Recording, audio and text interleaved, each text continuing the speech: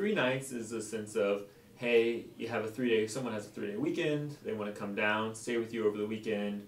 You have a sibling who wants to come experience what it's like to live on campus at Grandview. You have a friend who's visiting from another college. We think 3 days is an appropriate amount of time to have a guest stay in the room.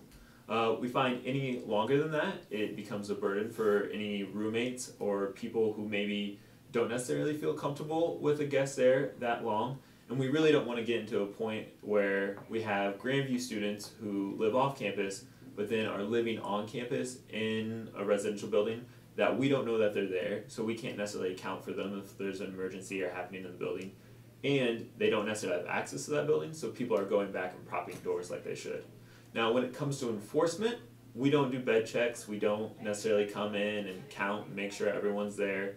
We don't necessarily know if someone comes in a room at 10 p.m. at night, whether they're staying all night or not. So that's really up to the roommates to help communicate with us.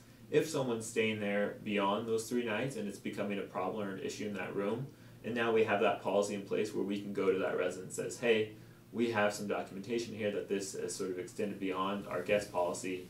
This person needs to leave, and if they don't, then we'll have some additional follow-up sanctions for you and your guest. So that's sort of why we create the days. We don't necessarily have a great way of knowing it unless roommates are reporting that it's an issue.